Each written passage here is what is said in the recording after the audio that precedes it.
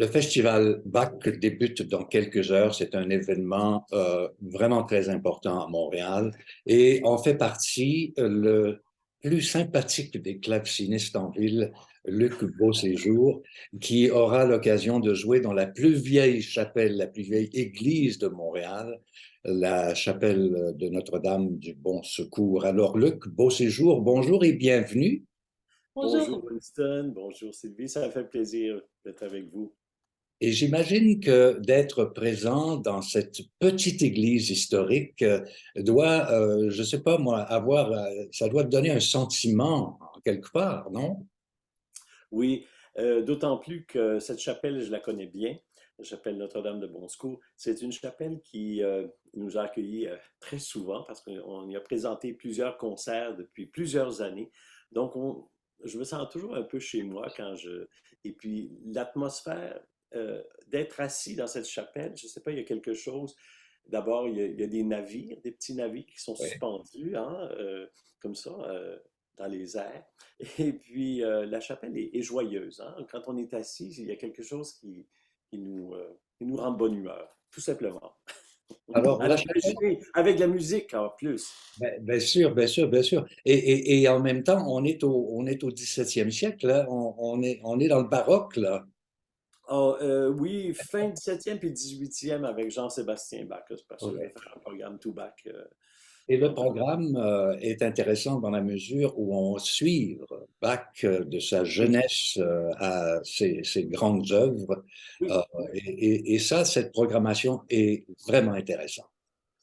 Et je me suis pris au jeu, vraiment, parce que évidemment, le jeune Bach, c'est un Bach qui est très curieux, qui est très bouillonnant.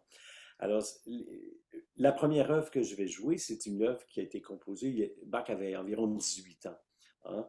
Donc, c'est une musique à programme où il y a 6 tableaux qui sont décrits, qui décrivent en musique le départ de son frère un peu plus vieux, qui s'était engagé dans une armée. Et puis, donc, il y a de l'humour déjà chez ce jeune Bach. L'écriture n'est pas vraiment celle qu'on connaît de Bach, hein. Il y a quelque chose qui... Alors, c'est le jeune Bach qui est influencé par les musiciens d'alors. Ça peut être Pachelbel, ça peut être des musiciens allemands, des musiques même françaises, hein. Bon, alors, et puis, d'une pièce à l'autre, je le fais vieillir, ce Bach. Ouais. Donc, le Bach dans la vingtaine, avec une toccata un peu échevelée, avec ce stylus fantasticus, le style fantastique, qui était un style que Bach a connu, hein, quand il est allé entendre Buxtehude dans le Nord à pied, enfin, faire un grand, grand voyage à pied. Et puis, on continue, c'est Köthen. Ensuite, lorsqu'il... Bon, Weimar, là, on vient de passer à Weimar. Ensuite, on s'en va à Köthen avec une œuvre qui est vraiment très célèbre, même du temps de Bach, hein, la fameuse fantaisie chromatique et fugue. Ça, c'est une œuvre qui a été copiée, recopiée. Tout le monde voulait jouer ça, tout le monde s'arrachait cette partition. Et c'est la période aussi du fameux clavier bien tempéré. Donc là, je pense que Bach, s'il avait eu une boule de cristal, il aurait vu Charles Gounod qui écrit une mélodie par-dessus son prélude, son fameux prélude en Do majeur. Donc, ça a donné le fameux Ave Maria que tout le monde connaît, on associe ça à Gounod, mais l'accompagnement, si on veut, c'est de la musique de Bach.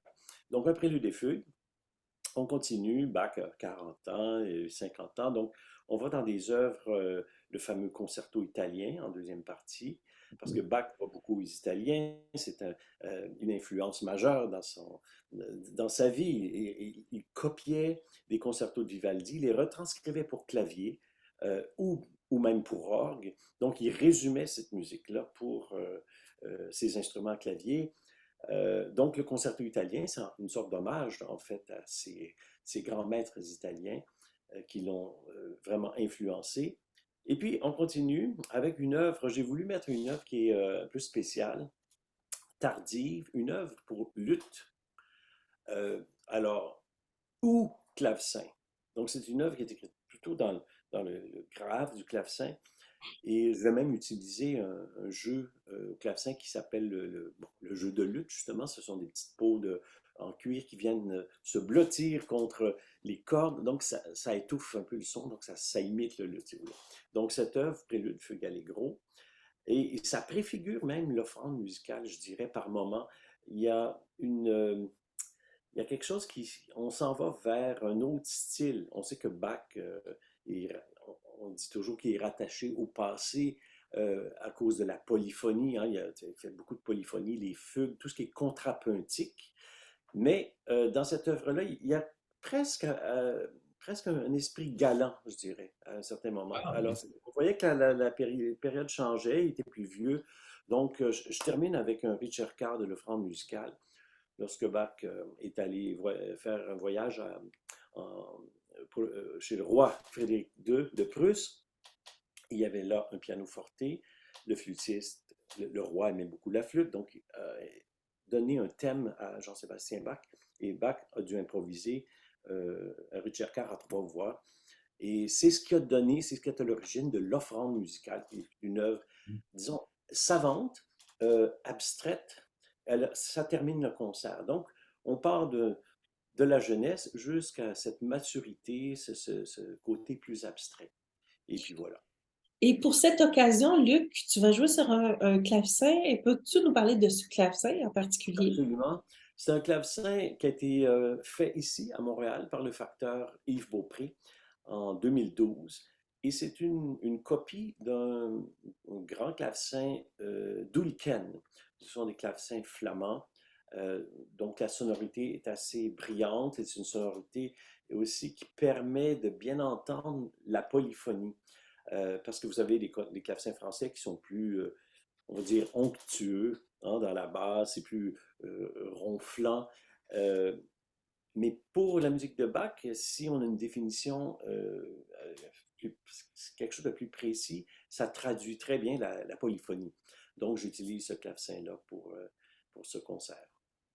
Et est-ce que c'est un clavecin sur lequel tu as beaucoup la chance de jouer pour répéter, par exemple? Est-ce que tu peux répéter dans la salle assez aisément? Euh, oui, ben, en fait, ce clavecin-là se trouve chez moi, comme par hasard.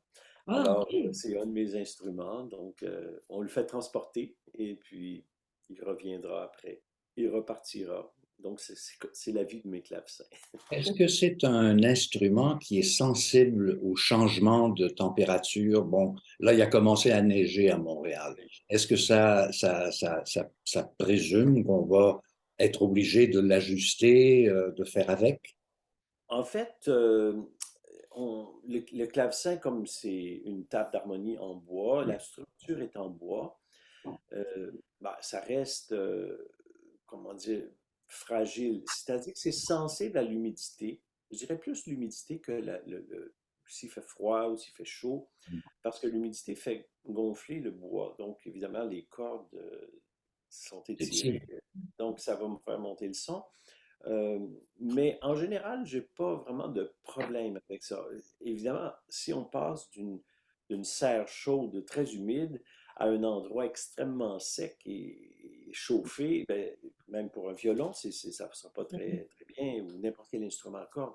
Donc, c'est un peu le même phénomène. Donc, c'est sûr que les entre-saisons, ça peut être, quand on parle de chauffage, les clavecins, bon, ça se stabilise.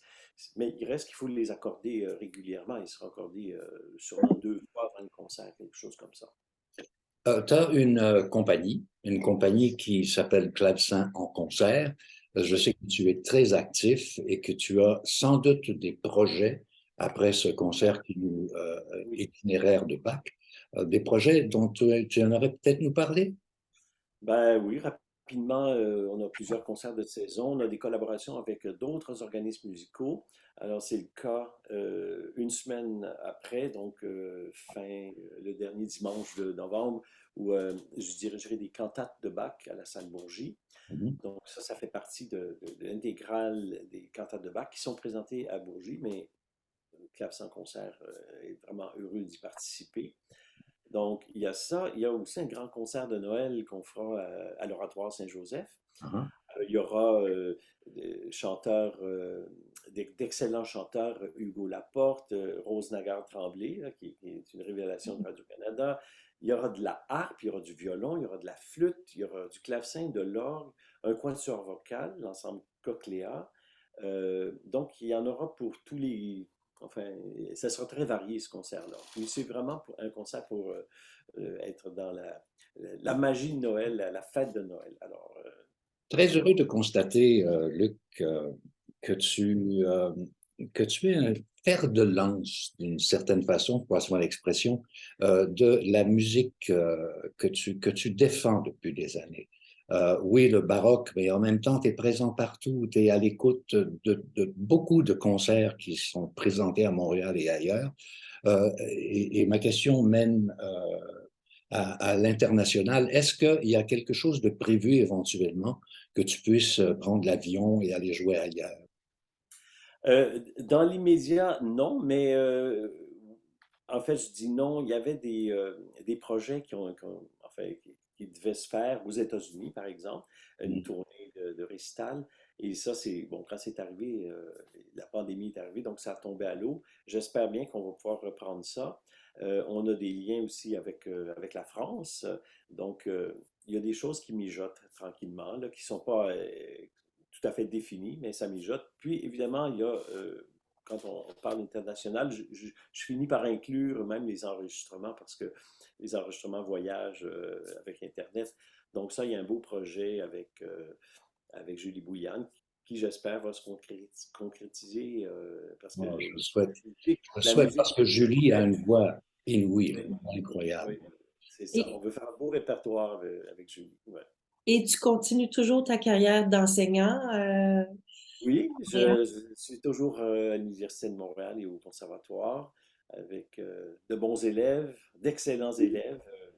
Puis j'aime beaucoup l'enseignement parce que ça me permet de rester en contact avec les jeunes générations.